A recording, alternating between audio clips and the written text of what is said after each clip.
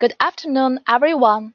Thank you for joining us on our today's webinar, AFM PeakForce KPFM training. Today, we are glad to have Dr. Christian Bruker, our customer support engineer based in Germany. Christian has obtained his PhD at University of Dresden with the research topic in situ electrochemical scanning probe microscopy of the deposition of conducting polymers. After he did a postdoctoral at the Institute of Polymer Research Dresden on AFM polymer. With experience in scanning probe microscopy for more than 25 years, Christian has been working as customer support engineer at Bruker for more than 13 years.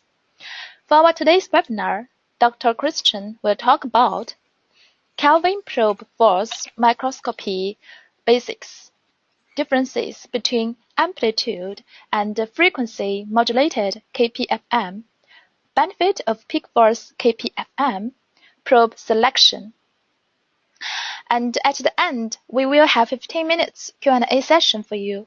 We will also send you by email the presentation slides and the webinar recording soon. Okay, let me pass the wheel to Christian. Please go ahead. Hi, good afternoon, everybody. This is Christian from Bruker, Germany. Thank you for the introduction, and I'm today talking about KPFM, Kelvin probe force microscopy.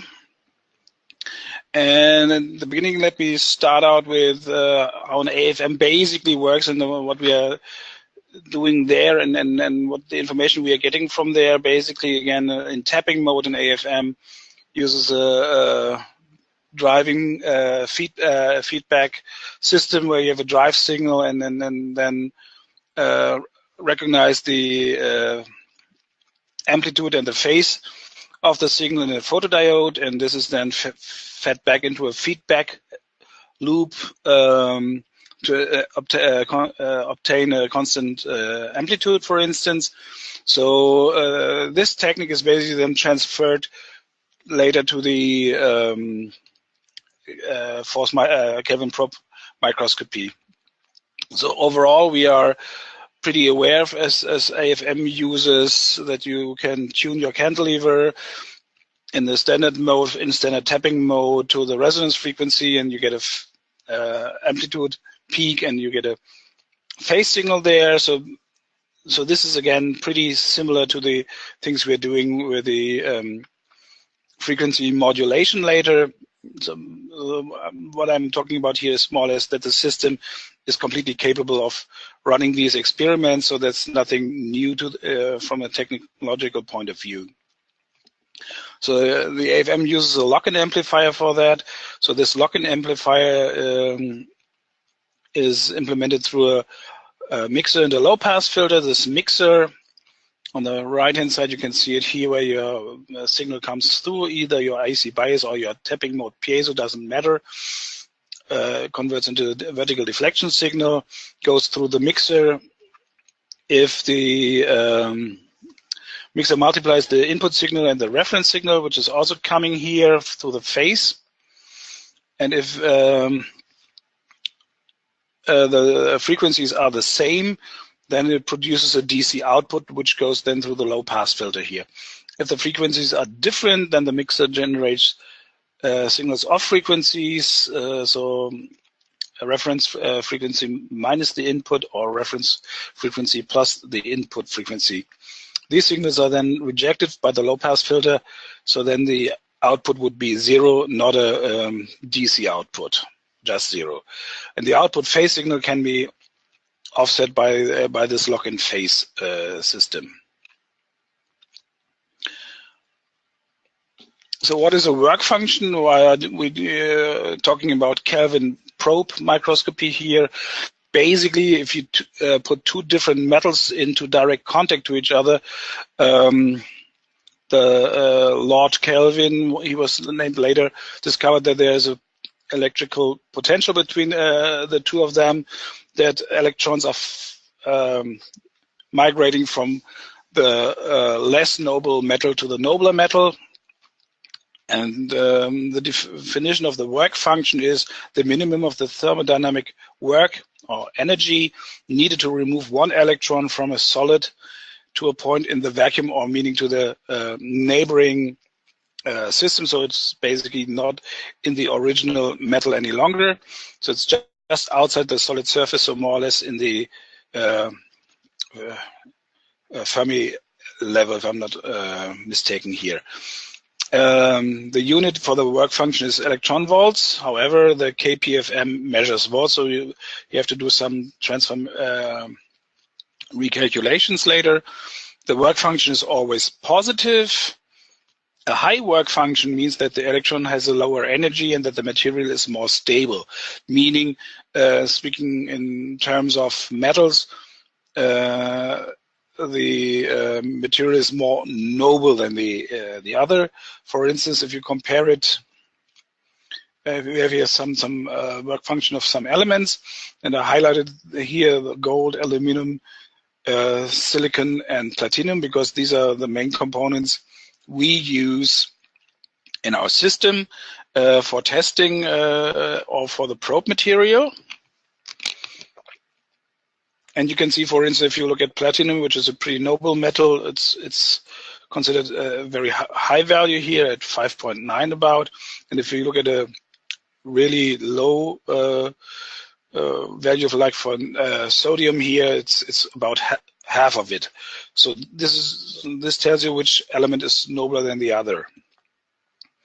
What is the Kelvin method in general? So here's a model for it. If you have two water containers where you have the pipe A, which is much higher but less volume than in the container B, and you have a connection between them, and you open the connection which was closed in the beginning, then the water will rise to a common same level. So it's independent. It's not the quantity of the water, but the level of the water which decides in which direction the flow of water is. So meaning, again, if it's less noble metal than the other, then it will level out. So there will be no current flowing at a certain point. However, you have different charges on your surface, and therefore you speak of a contact potential difference, where you basically put the two metals into contact to each other. This can be then macroscopically measured with a capacitor, which is then where you apply a sine wave to it, and you would adjust everything in this way that you basically set the voltage on the capacitor, that the difference between the two of them is 0, and then from that you can derive the work function. We have two known KPFM modes for the AFM. One is the so-called amplitude modulation, and the other is the so-called frequency modulation. Overall, the frequency modulation for the Kelvin probe microscopy gives you the better spatial resolution. I'm coming to that later. And overall, you can think of the tip as a small capacitor. So then it's coming back to the models before. You have a small capacitor and formed between the tip, the air, and the sample. And from that we can derive the work function. One of the methods we are using is the PeakForce Kelvin probe force microscopy with the amplitude modulation.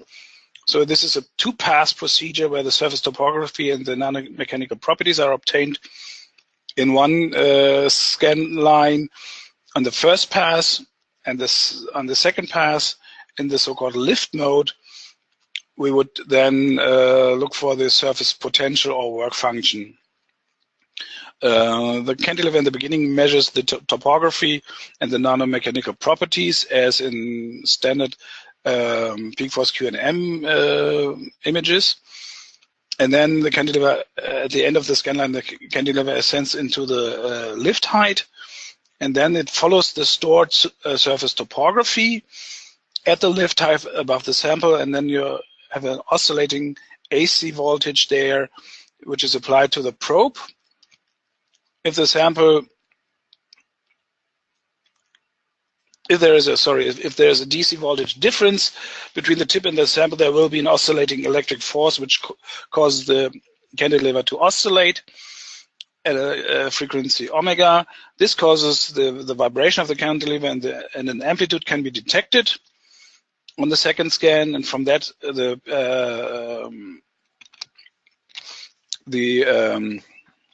surface potential can be derived. And the PeakForce KPFM levers the advantages of the PeakForce tapping. So you have your direct force control as usual. You can eliminate artifacts that result from sample damage, and you can have a self-optimization using your scan assist. And this leads to a dramatically improved ease of use for the imaging mode. And you can at the same time get, again, the nanomechanical information and the surface potential information. The working principle overall, just skipping over the formulas here. So you have a DC voltage is either at the sample or tip bias, and the delta phi is the work function difference. So you have an AC bias, which is applied to the tip at the cantilever at the resonance frequency. Then the DC potential difference between the tip and the sample is when this is not zero, the electrical force will cause the cantilever to oscillate, as mentioned before. The potential feedback loop tries to adjust the sample bias to the same as the tip and sample work function difference. So then your frequency, your force will be, your static force will be zero. To make the cantilever oscillation at the frequency omega to zero. And then the applied sample bias equals the tip sample work function difference, meaning so the applied bias equals the work function difference, so you can get a reading out of that. However, for the amplitude modulated KPFM, we need to set the lock-in phase correctly. So we need both the cantilever amplitude and the phase for the potential feedback to work correctly. And this is important to set the lock-in phase again correct. So we have here some examples for that. So if we would start at a lock-in here phase of 0 degrees, basically you can see it's not going directly through 0 here, and it's also the phase signal is between is smaller than 200 here. If I go to, for instance, 60 degrees, you see there's an offset from the lock-in phase to the oscillation, but the value is about the same. But if you're at 180 degrees, you see you have a very strong signal and a sharp change where you can basically measure much easier and have the highest sensitivity for your lock-in. So please set the lock-in phase 180 degrees compared to the starting. How to do that is pretty easy. So one option would be using our software for it. There's a button for it which would automatically optimize the lock-in phase. If you think that you can find a better one, you can go to the generic sweep window in our software, and there then adjust it manually and try to find sweep it with a potential feedback set to on, and then you try to optimize it here. If you just go with the values from 0 onwards. So again, I'm coming now back a bit to the KPFM interleave scan at lift mode. So at first you measure the topography in the main scan. If you want in trace and retrace, then the cantilever goes to the lift height and then would follow this topographic data. And then would at the same time get the electric influences on the interleave scan, and then you would get your electric data to be shown on the interleave channel. This would be the general diagram on the amplitude modulated KPFM. So you have your lock-in amplifier here, you have your KPFM feedback, you have your frequency going in, and this is then brought into your sample, and then in the meantime, you would measure here your position control and signal processing, your topography. The general lock-in settings should be set up in the software as follows. So usually, again, in the main channel should be the feedback simply set to the resonance frequency of the measurement if you are in tapping mode. The correct drive amplitude should be set. If you're in PeakForce, this is not of importance, so you keep the feedback still okay. But then in PeakForce mode, you would look for the lock-in here and say, okay, the routing would go through the tip. Your amplitude is up to you, but 500 millivolts is a good starting point. Your lock-in phase, lock-in 2 phase should be 180 degrees compared to the other one, and the bandwidth should be 0.5 kilohertz. So these are pretty robust standard settings, and you have to check here that it's done on the interleave, by the way. However, the main parameters you need to play with to optimize your measurement are shown here. So you can ignore the top part about the main scan. Here, these were the settings for the tapping mode, but it's similar for the PeakForce QNM. So basically, you turn, you have your drive amplitude should be 0 in the interleave mode because it shouldn't be actively driven, but generated by the electrical field. Therefore, the drive amplitude should be 0. Your lift height should be around 100 nanometers, can go down to 75 up to 130, but 100 nanometers again is a good starting point. In the potential measurement in the interleave mode, you should turn on the potential feedback for sure. Should also then put in values for your I gain and P gain here. Your lock-in phase should be again 180 degrees. To start out with, your bias frequency should be the same as the cantilever resonance frequency if you're in tapping mode. Again, in PeakForce mode, it's not crucial. If you click on, you see you have different colors here. So, for instance, if it's green, the green color here tells you these are values you can change directly, where you can type in a number. The gray ones are basically taking the data from the main channel. So if there's a drive frequency in here, like in this example of 118 kilohertz, and it's grayed out down here, then it basically takes the data in interleave from the main channel. If you want to change that here, for instance, then you could just click on this, and then the gray becomes green, and then you could change the number as well. Then, of course, you have your bias amplitude in here. In this case, 500 millivolts, again, a good starting point. You have your routing goes through the tip, but it can also go through the sample. I had one case once where it was set to sample, and we had problems with the bias at the sample, at the chuck. So when we moved to tip, we could see, hey, the system is responding correctly, but there's a problem with the chuck. So, for instance, if there's a bad connection from the bias of the system towards the chuck, then it might be that you might not get a good signal. Just flip here from switch between tip and sample and see if you see then a complete different behavior. If you look at the image here, so this would be an image of our standard sample, which is consisting of part aluminum, and there's silicon on there and gold. And this is the height sensor signal. You can see here a large trench and two different, and the metals at two different heights. And if we route the bias through the tip, then we have a positive values here in steps. So you see the three different potentials.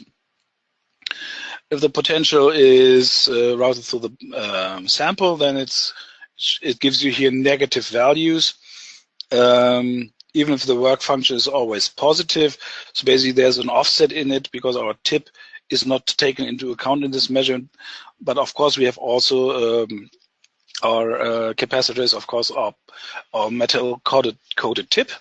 So keep that in mind. So this might show you negative values even if the work function overall has to be positive.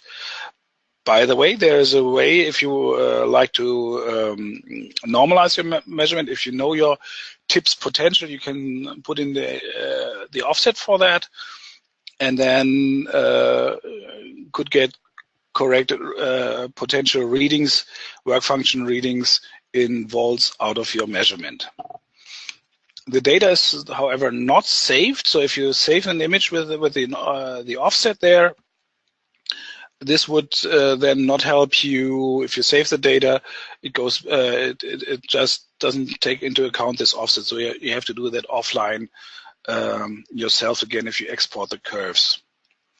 Now I'm coming from the amplitude modulation to the frequency modulation, which is a bit, by theory, a bit more complicated.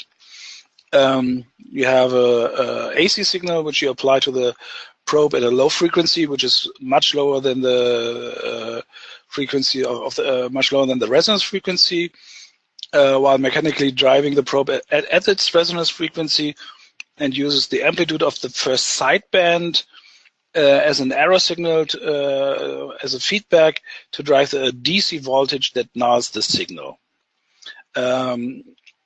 FM is a tapping mode, single pass technique in this case, and unlike other electric modes, it does not use lift mode. So it's the fastest mode we can offer, and it has a higher spatial resolution than the lift mode surface potential, like the AM KPFM I spoke about before, but its signal to noise ratio is frequently lower. So there are benefits of it. You have a better spatial resolution of your electrical components, but on the other hand, your signal to noise ratio is not as good as the other one. So if for the physical background, just briefly going over that, when you have for a simple driven harmonic oscillator, you have these equations. You have a force gradient which changes the effective spring constant here.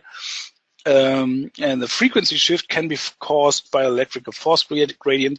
So you have a delta omega in here. I'm not going through the details. However, this leads to the force gradient between the tip and the sample effectively adds an additional spring to the cantilever, so a second behavior of the vibration here.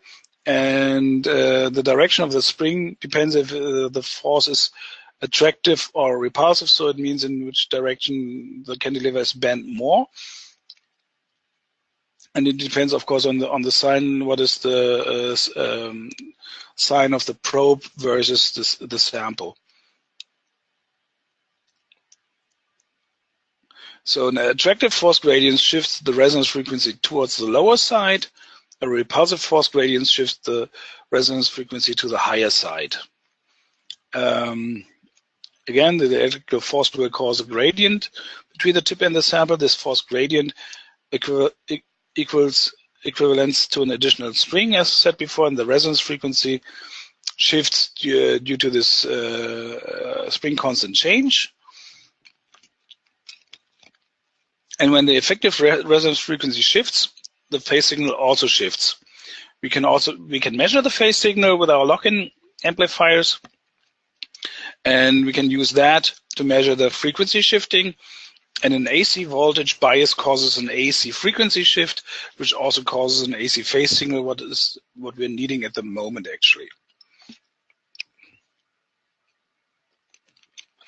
So this would be the work diagram for the force-modulated KPFM. The cantilever is mechanically driven at a frequency omega. An AC tip bias with a frequency of omega m is applied to the tip. The cantilever oscillation phase is measured with one lock-in. It contains the AC component of the frequency. The phase signal is sent to a second lock-in and gets the AC signal amplitude instead of the AC component by itself. And the sample bias is now adjusted to minimize this AC signal amplitude. And when it's minimum, the sample bias equals the work function difference. So these would be the settings. So since you will get all the slides later, it's good to read afterwards. So in the beginning, again, so the main is the resonance frequency here in the feedback.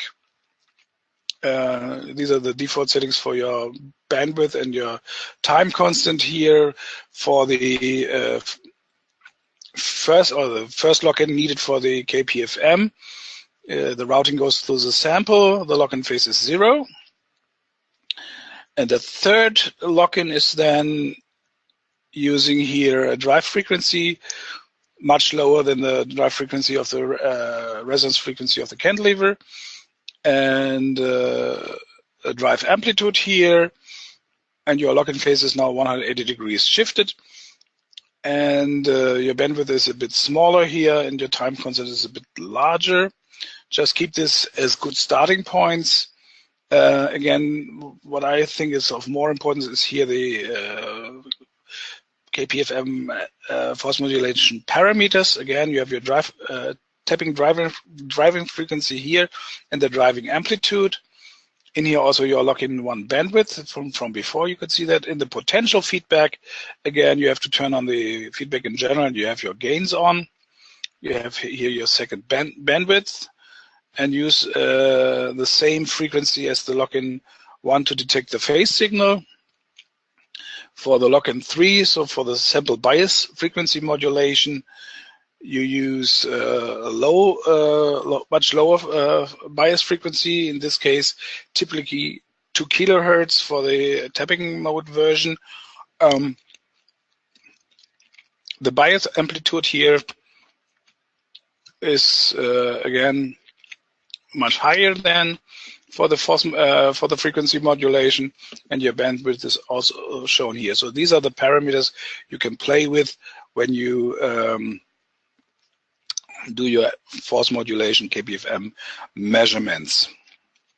Here's an image how you can have a higher that it has a higher resolution. So if you use the same tip in amplitude modulation or in force modulation, you can see that the steps are more horizontal here and more prominent.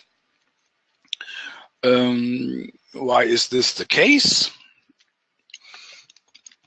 Basically, you have here your metallic tip, a metallic coated tip, and the cone here and the lever is an equal potential body, so everything is at the same potential. And the charges are only present on the surface, so not somewhere in, but on the surface. And the conical body surface is like a stack of rings, if you think of that. So your tip itself, and each ring contributes to the total electrical field in the proportion of their capacitance. So very low charge here, but more and more going up. However, these are the closest towards the surface. And when you look and then do a model calculation here, then the top or the foremost 0.3% of the tip cone accounts for about half of the signal, which you can see. And this leads to a lateral resolution better than 15 nanometers. So let's say your AFM tip has a radius for the potential of 50 nanometers. And for the amplitude modulation KPFM, the contribution from the tip cone is never higher than 50%. So its main lateral resolution is limited by the microscale lever we've seen before. So it's more like concentrated on the charge on the lever, not on the cone. That's the main difference, and that's why FM force modulated KPFM has a higher resolution.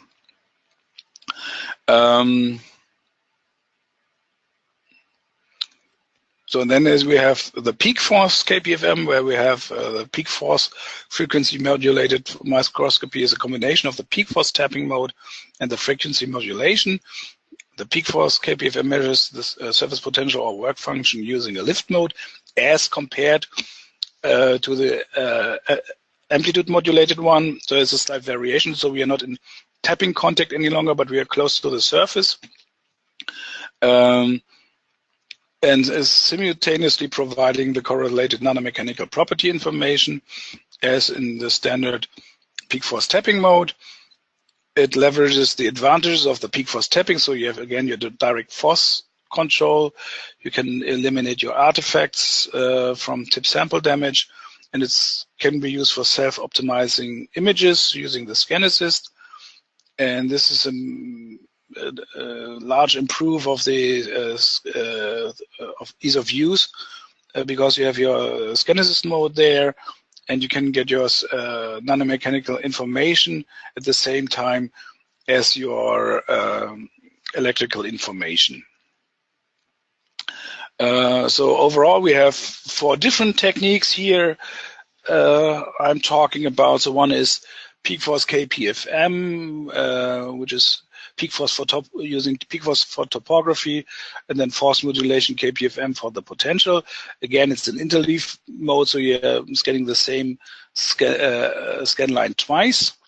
You have the PeakForce KPFM amplitude modulated, where you use, again, PeakForce for the topography, but in this case, amplitude modulated KPFM for the potential is also using the interleaf, it's also an interleaf mode. And you have the surface potential measurement, where we have the tapping for the topography, and then the amplitude modulated KPFM for the potential. It's an interleaf method, so we spoke about in the very beginning. And the surface potential FM KPFM, where you use, again, tapping for the topography and force modulation for the potential, which is the only single pass method we have.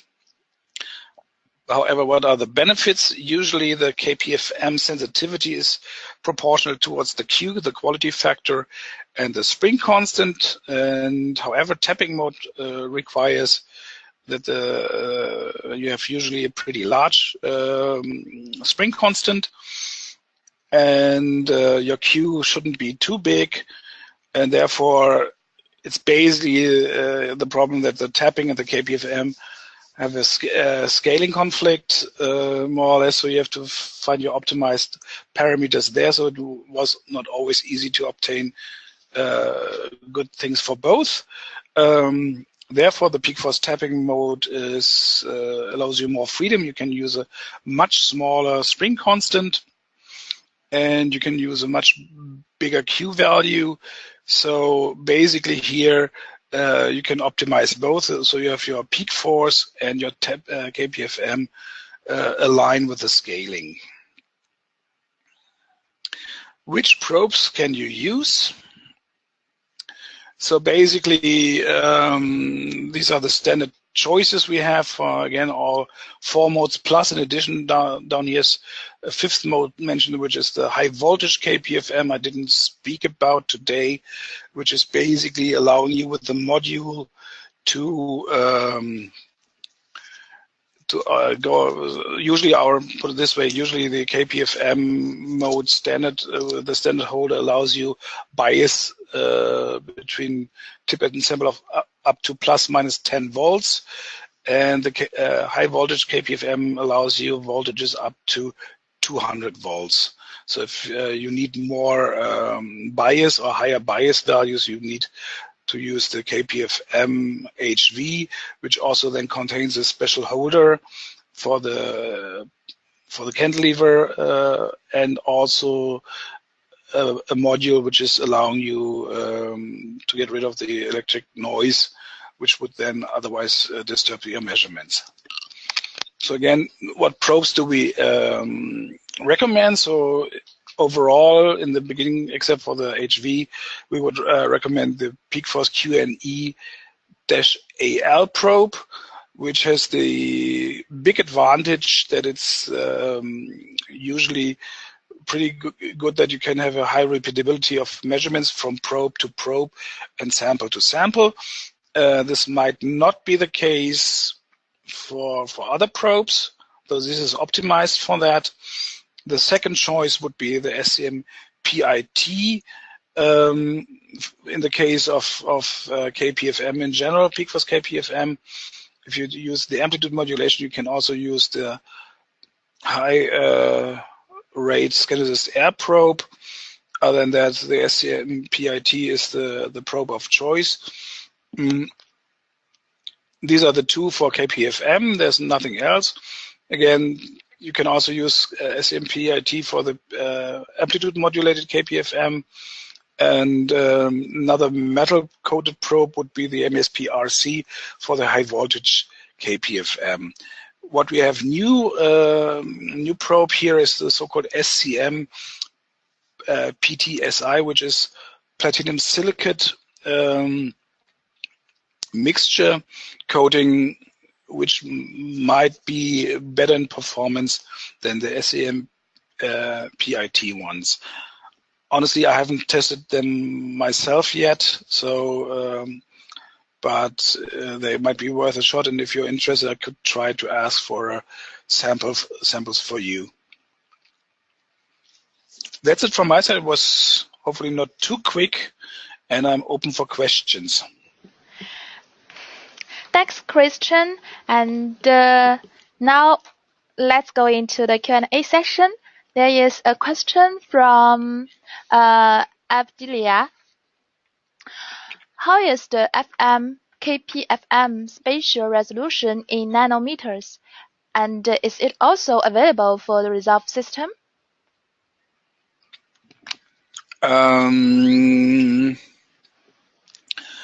So the first question was, how's the spatial, okay, FMKP, so again, in nanometers, it's about 50 nanometers for the force modulated.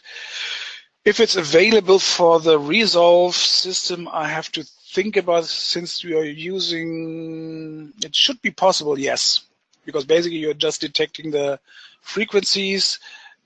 I have to check if we can apply a bias there, but I think because we can apply a bias for the electrochemistry in the system there as well, so it should be possible. I haven't checked it myself yet, but I can check. If you send me an email, maybe then I can come up with an answer there, if it's technically possible, but I think it is possible.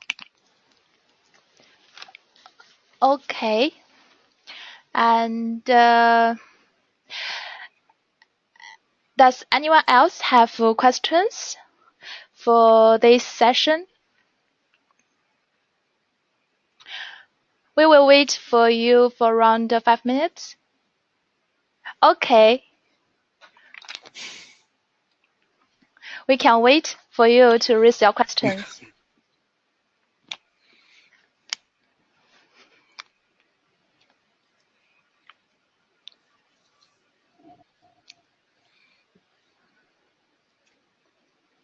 Okay, here is a question from Belen. What about the industrial applications of semiconductors, and what's the better mode? I think the best mode actually would be, for me, of choice would be a PeakForce frequency modulated KPFM. I know that there are some industrial standards, but this you can see from our, if you open our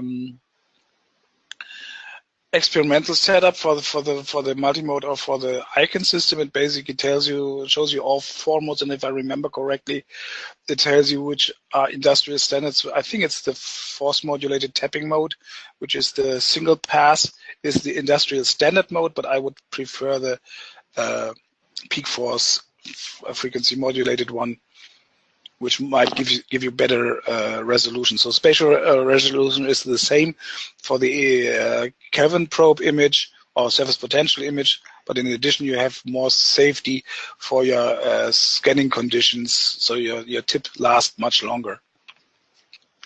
Okay, and here is a question from Carl Philip. I have a question regarding spectroscopic mode. Is there a possibility to measure the CPD as a function of time on only one spot? Let me think of that. Technically, we can switch to ramp mode, and just thinking if it's possible. I'll put it this way: the much easier way is to get your scan size to 0 and then you can measure it on one spot, yes. Okay, and here is a question from Samia. Would it work for iconic liquid or ionic liquid? I think it will not work in liquid because your electrical field will not be the same. Okay. And here are some questions from Raghandran. I want to do open loop PeakForce KPFM AM on an electrically conducting bacteria that is 4 UM wide and 1 UM high. Can I use PFQ and NEAL for both Q and M mapping and the lift mode characterization, or would it be better to use SAMPIT V2 that has a higher spring constant?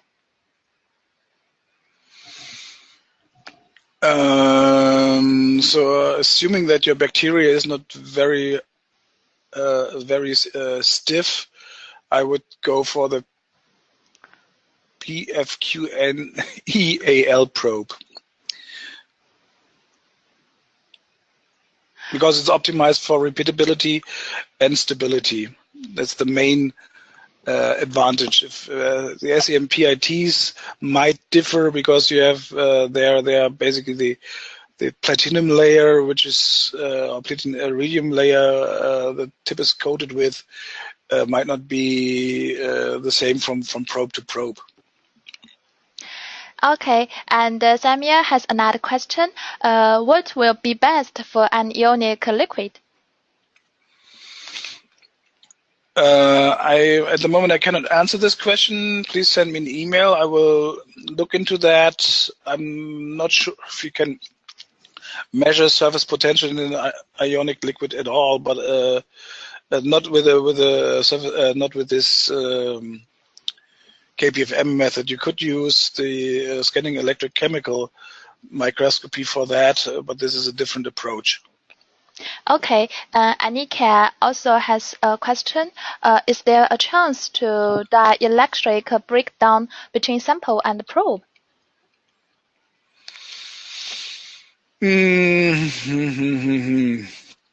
Usually not. So I'm just thinking of one of the things which might be critical is if your field is too high, if your bias is too high, your electrical field will be maybe larger and larger, and then you might get problems with your potential in your measurements, but I don't think that there will be a breakdown. Okay, and Moses raises several questions, and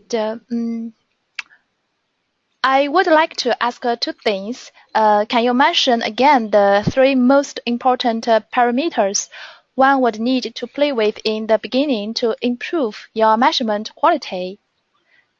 And the second question is, what do I have to take care of when I have a sample with a lateral current passing through the sample itself?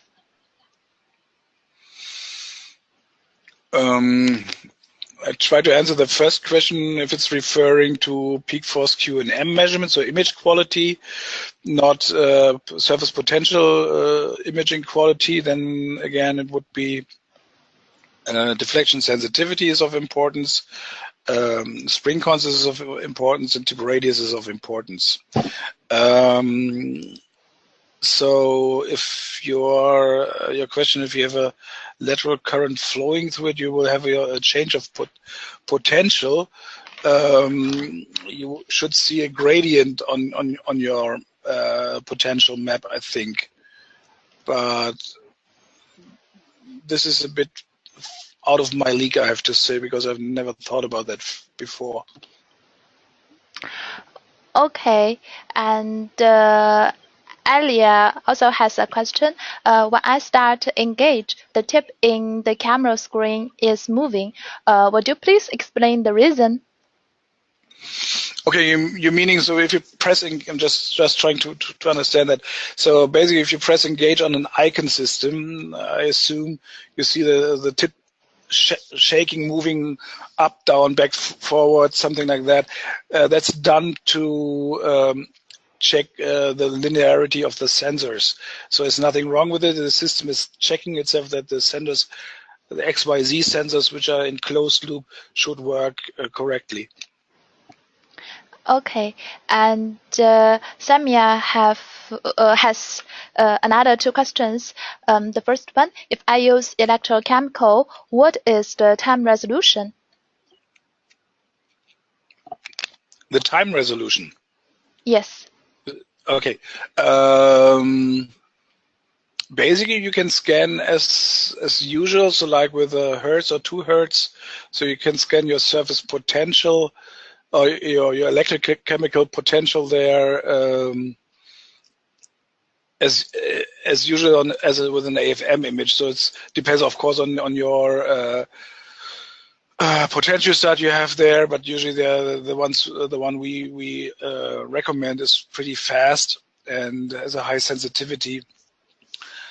So you again can go up to a couple of an image in a couple of minutes, and with that a surface potential or electrochemical potential measurement as well. But this is not possible on a Resolve. Resolve allows electrochemical measurements, but not electrochemical potential measurements. Just if this was the Resolve user. And she has a specific application, and she wants to contact you by phone to discuss it. Is it okay?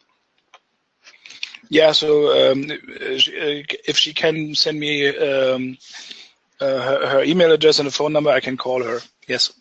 Okay, great. And here is another question from Raghavendhan. There is a FM-EFM possibility in interleave mode, but not in FM KPFM. Is that correct?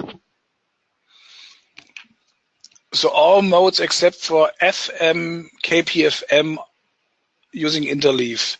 So all the PeakForce modes with KPFM are using interleave, and the AM is also using tapping mode and then interleave to the potential measurement. So the only one not using interleave mode is the FM KPFM, where it just uses tapping mode and at the same time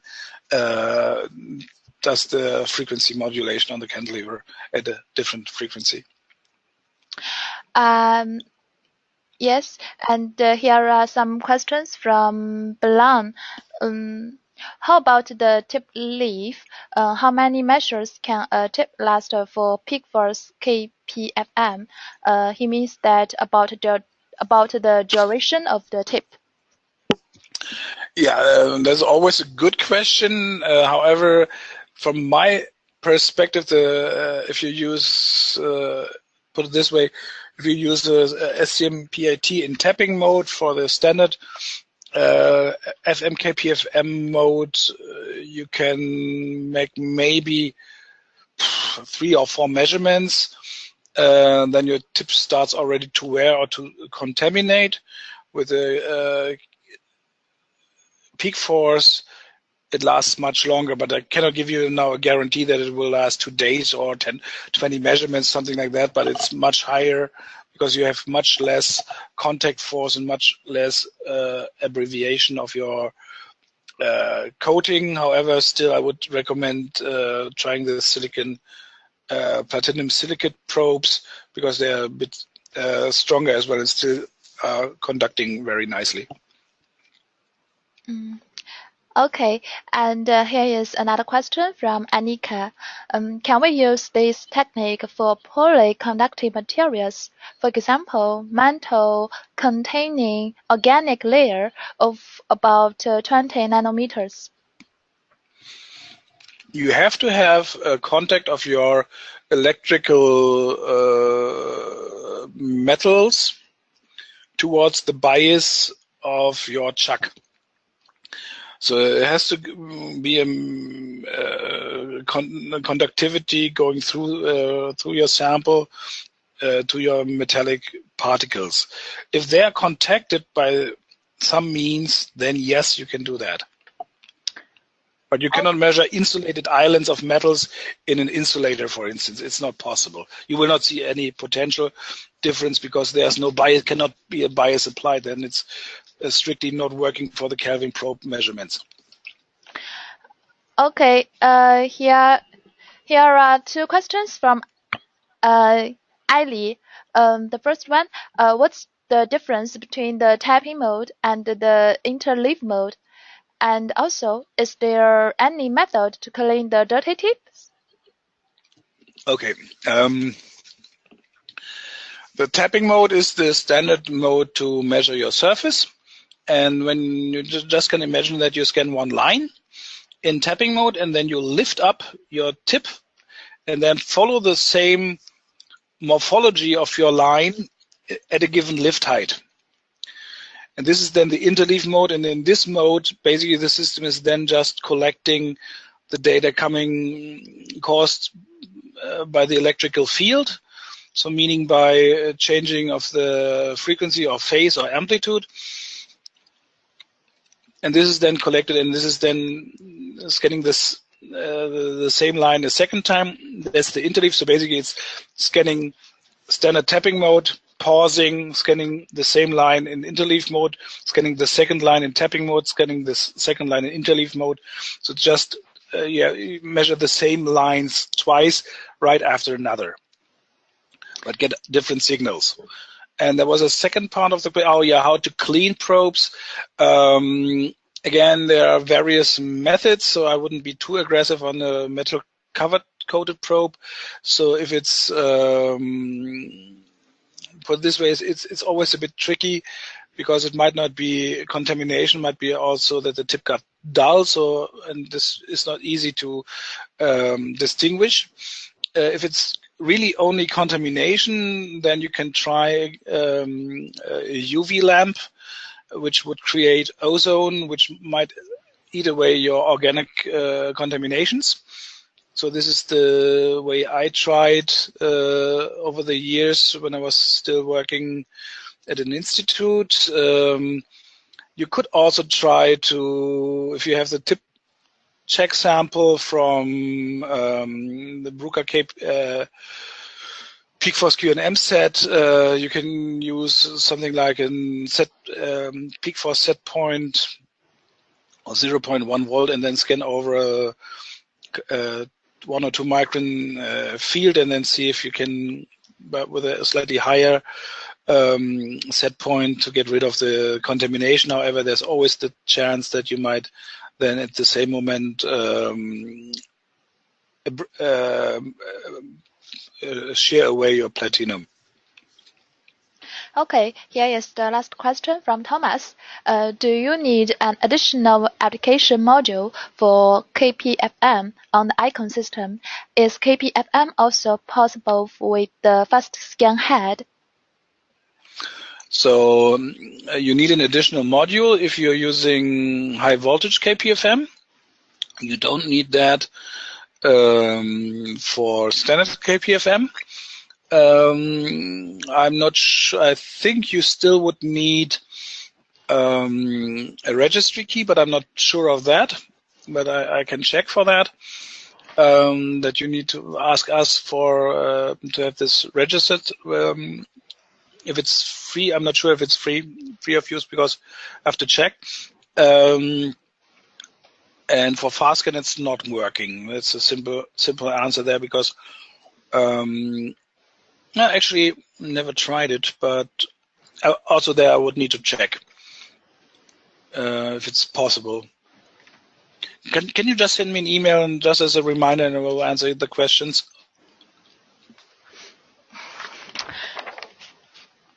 Yes, he replied that he will send you the questions by email.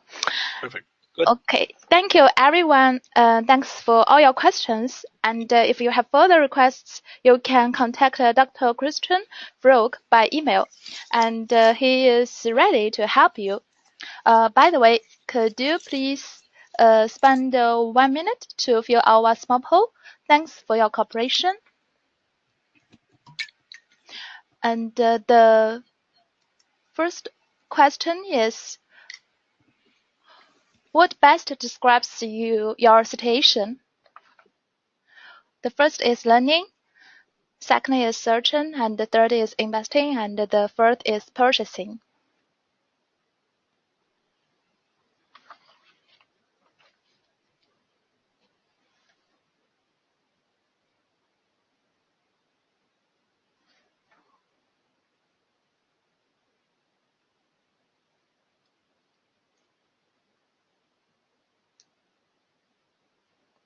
Okay, now let's move to the second one.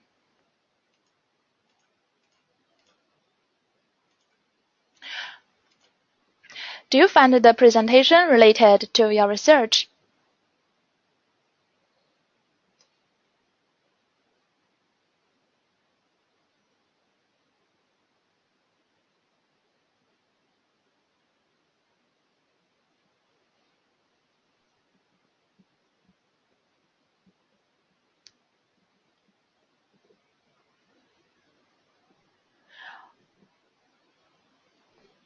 Okay, let's go to the last one.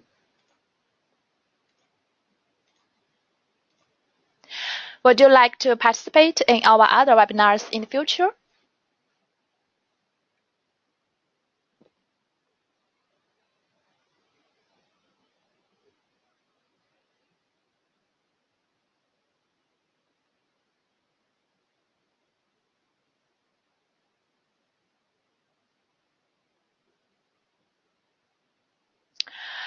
Great, everyone, we finished today.